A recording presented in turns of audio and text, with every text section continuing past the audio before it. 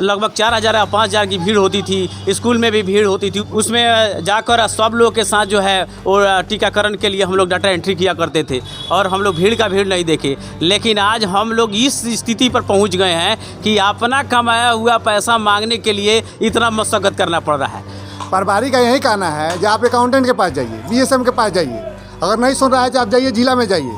नहीं, हम प्रभारी हैं तो उनके पास ना हम जाएंगे। नहीं कि हम बीएचएम को भेंट करें, अकाउंटेंट से भेंट करें, ऐसे सब किसी से भेंट करके हम काम कराइए देंगे तो फिर प्रभारी के लिए क्यों बैठे हुए हैं? पर छोड़ दें।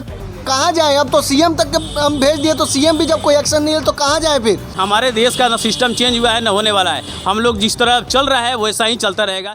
क्या आपने किसी अपने को एक्सीडेंट में खोया है? अगर हाँ, तो आप भी छिपे हुए बीमा क्लेम के द्वारा परिवार की मदद कर सकते हैं। भारत क्लेम्स ऐप को डाउनलोड करें और आज ही करें क्लेम अपनी हिडन इंश्योरेंस। नमस्कार। अभी हम लोग बिहार के पूर्वी चंपारण जिला के केसरिया सामुदायिक स्वास्थ्य केंद्र में मौजूद है और यहाँ पे एक बात बताएंगे कि जिस समय कोरोना की महामारी आई, हज़ारों युवा जो कि है हॉस्पिटल से काम करना चालू किए डाटा ऑपरेटर का, लेकिन अब जब सरकार का जब काम खत्म हो गया अब तो यहाँ डाटा ऑपरेटर का नहीं पेमेंट किया जा रहा है और नहीं इन लोगों को नौकरी पर रखी जा रही है। यहाँ तक कि यहाँ के जो सामुदायिक स्वास्थ्य केंद्र के जो अभी पदाधिकारी हैं उनसे हम लोग जो बात किए तो बोले कि पेमेंट तो हो जाएगा लेकिन उन लोगों को नौकरी पर नहीं रखी जाएगी। तो आइए डाटा ऑपरेटर की समस्या को पहले समझते हैं कि किस प्रकार का समस्या इन लोग के साथ में। मेरी समस्या तो यही है, जैसे भाई ने अभी बताया कि डाटा ऑपरेटर को धिक्कार करके निकाला गया। हमने जो काम किया है मतलब काफ़ी संघर्ष से काम किया है। जिस समय कोरोना में लोग बाहर नहीं निकलते थे, घर से बाहर नहीं निकलते थे, लगभग 4,000 या 5,000 की भीड़ होती थी। स्कूल में भी भीड़ होती थी। उसमें जाकर सब लोग के साथ जो है वो टीकाकरण के लिए हम लोग डाटा एंट्री किया करते थे और हम लोग भीड़ नहीं देखे। लेकिन आज हम लोग इस स्थिति पर पहुंच गए हैं कि अपना कमाया हुआ पैसा मांगने के लिए इतना मशक्कत करना पड़ रहा है। पीएससी आने के बाद हम लोग को हमेशा कुछ न कुछ गोल मटोल जवाब दिया जाता है। स्पष्ट जवाब आज तक नहीं मिला। जब ही मिला वो गोल मटोल जवाब मिला। कभी 6 मंथ से अभी यही है, बीएचएम नहीं आए तो अकाउंटेंट नहीं आए तो आते हैं तो ये पैसा दीजिए वो पैसा दीजिए, एवरीथिंग। हमने अभी पिछले भी बताया काफ़ी मतलब मशक्कत करना पड़ रहा है। और आज तो मैडम से हमारी बात हुई। मैडम के लिए हम लोग काफ़ी दिन से डिसाइड किया था कि ट्यूसडे को मैडम से बात करेंगे इसके सिलसिला में। तो आज मैडम जी से बात हुआ। हमने बोला कि मैडम जी आप बताइए कि इतने दिन से आप बोल रहे थे कि फंड नहीं है हमारे पास, आपके पास फंड आया तो पैसा खर्च कैसे हो गया? तो उनका जवाब यही था कि फ़ंड आया और पैसा खर्च हो गया, बीएचएम साहब सिग्नेचर नहीं किए। हमने कहा बीएचएम साहब सिग्नेचर अगर नहीं किए तो आप कहाँ थी? आप तो हमारी आला अधिकारी हैं, आपके अंडर में ही हमने काम किया है। फिर आज आप ऐसे ही बात बोल रही हैं तो बोल रही हैं आप चले जाइए मोतिहारी और सीएस से बात कीजिए, यहाँ पर हम आपका कुछ नहीं कर सकते हैं। आप बताइए इस सिचुएशन में हम लोग क्या करें? जो केसरिया आने के लिए घर से पेट्रोल डालने के लिए किसी शहर से पैसा मांग रहा है। अब डैम के और सीएस के और डीएम के चक्कर हम लगाते रहें तो हमारी मजबूरी को आप बताइए कि हम लोग और क्या क्या कर सकते हैं। आप लोग ज्वाइनिंग कब करवाया गया था? हमारी ज्वाइनिंग हुई थी 11 अगस्त पिछले साल 11 अगस्त को ज्वाइनिंग हुई थी, मतलब 2020 में। हम लगभग हमें लग रहा है कि मोर देन 1 ईयर से हम यहाँ पे काम कर रहे हैं पीएससी के साथ। कुछ लोग बता रहे हैं इसमें डाटा ऑपरेटर लोग जो है बता रहे हैं कि हम लोग को अब यहाँ से काम से भी निकाला जा रहा है। तो उस समय क्या मतलब टारगेट था आप लोग का, मतलब हरदम के रखने के लिए कि 6 महीना में आप लोग काम करवा के हटा दिया जाए? नहीं, ऐसा उस समय नहीं था कि उन्होंने कुछ टारगेट हमें दिया हुआ था कि आप इतने दिन काम करना है या काम करना है। हम लोग काम कर रहे थे, पेमेंट भी हमारा स्मूथली आ रहा था। 1-2 महीना स्मूथली पेमेंट आया, 2-2 महीना पर दे रहे थे। लेकिन पता नहीं अब क्या हुआ इनके साथ। 6 महीना से डेट पे डेट आज ये माहौल हो चुका है कि 6 मंथ मोर देन 6 महीना से हम लोग का पेमेंट बाकी है। आज और आज ये अंततोगत ये भी उनका कहना था, सब लोगों का कहना था कि नहीं अब हम लोगों को डाटा ऑपरेटर की ज़रूरत नहीं है। हमको ऊपर से आया है आदेश कि डाटा ऑपरेटर नहीं रखिए, आप लोग बिना डाटा ऑपरेटर का काम कर सकते हैं। कितने लोग थे आप लोग इस मतलब सामुदायिक स्वास्थ्य? कम से कम 21 के करीब में थे। 21 डाटा ऑपरेटर काम। सभी लोगों का पेमेंट रुका हुआ है कि? सबका पेमेंट रुका हुआ है। और आपको सुनकर बड़े ताजुब होगा कि किसी ने काम किया है तो उसका तो समझिए कि साल भर से एक बार भी पेमेंटे नहीं हुआ है। उसका भी पेमेंट सुनने में आया था कि उसको पेमेंट के लिए पैसा भी मांगा जा रहा है। अब पता नहीं क्या सिचुएशन है क्या नहीं है। हम लोग का मोर देन 6 मंथ से कम 18 लोग जो हैं उनका ये 6 मंथ से रुका हुआ है, पेमेंट नहीं दिया जा रहा है। पिछले लिया भी गया पेमेंट, उसमें भी पैसा का गोल मटोल किया गया। तो पता नहीं अब क्या है क्या नहीं है। मैं तो चाहता हूँ कि मैडम को जिसको या हमारे हॉस्पिटल को हमारी ज़रूरत नहीं है तो कम से कम हमारा पेमेंट तो कर दिया जाए। हमारी पेमेंट तो दे दिया जाए, हमने जो मेहनत किया है वो मेहनताना तो दे दी जाए। और उसी पेमेंट के चक्कर में हम रोज़ हॉस्पिटल की चक्कर लगाते रहें, रोज़ आते रहें, तो फिर कैसे हो पाएगा। अच्छा, एक जब आप और बताइए, जब बिहार सरकार बोले कि बेरोजगारी है, बिहार में बेरोजगारी, युवा लोग भी बोल रहा है, जब रोजगार में रखने के बाद बेरोजगार क्यों किया जा रहा है आप लोगों को? बेरोजगार मेरे को जहाँ तक है ये सब वक्तव्य की बात है, जो भी नेता बोलते हैं, जो भी बोलते हैं ना, ये सब कहने की बात है। बेरोजगारी जो झेलता है ना, उसी से पूछिए बेरोजगारी की हाल क्या है।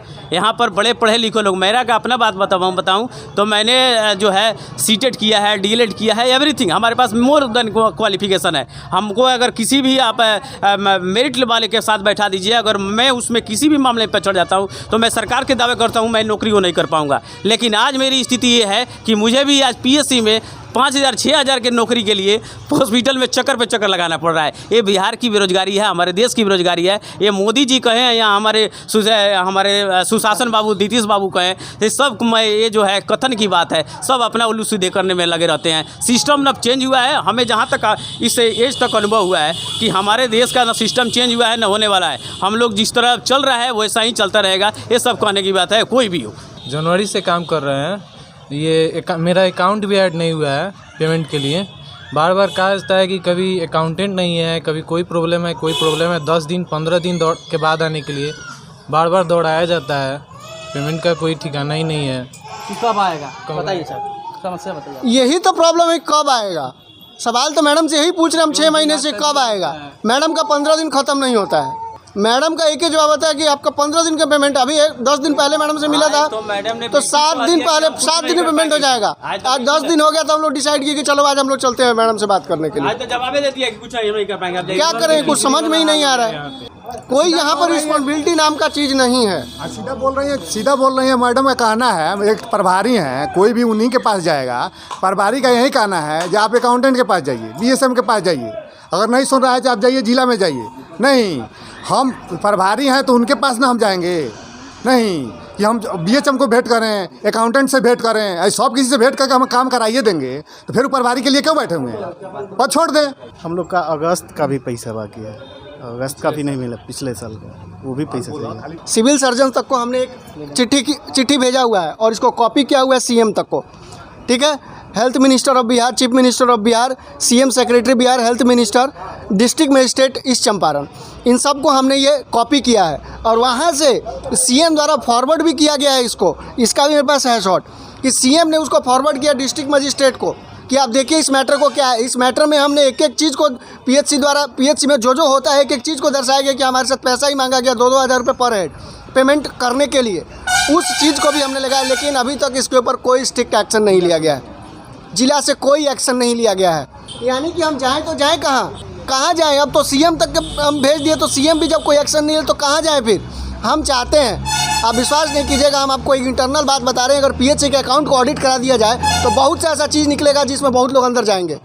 हम डिमांड करते हैं कि पीएचसी के अकाउंट को सीएजी से ऑडिट कराया जाए, जो कि सेंटर देखता है उसे। आइए हम यहाँ के जो भी चिकित्सा पदाधिकारी हैं इस हॉस्पिटल के, उनसे हम बात करते हैं प्रभारी से कि आखिरकार युवाओं के साथ में इस प्रकार की काम क्यों की जा रही है। तो बने रहिए हमारे चैनल के साथ और खबर को ज़्यादा से ज़्यादा शेयर कीजिए। देखिए, सैलरी नहीं है, ये इंसेंटिव है, जो कि जो वो डाटा एंट्री जो करते हैं उसके मतलब जितना डाटा एंट्री किए उसके पर एंट्री उसको पेमेंट होता है उसका इंसेंटिव। तो ये हमको लग रहा है 4-5 महीने से उसको नहीं मिल रहा है, क्योंकि हमारे पास पैसा नहीं आया है अभी। पैसा आएगा तो उसका पेमेंट हो जाएगा। और दूसरा कि अकाउंटेंट और बीएचएम हमारा जो ट्रांसफ़र हो चुका है, वो जब तक जो दूसरा आएगा उस चार्ज नहीं लेगा तब तक पेमेंट का जो प्रोसेस है वो शुरू नहीं हो पाएगा। पैसा मांगने पे नहीं निकाला जा रहा है। हमारे वहाँ से जो हमारा जिला से जो आदेश आएगा उसी का पालन हम लोग करते हैं। और वहाँ से ये हुआ है कि वेरीफायर को नहीं रखना है।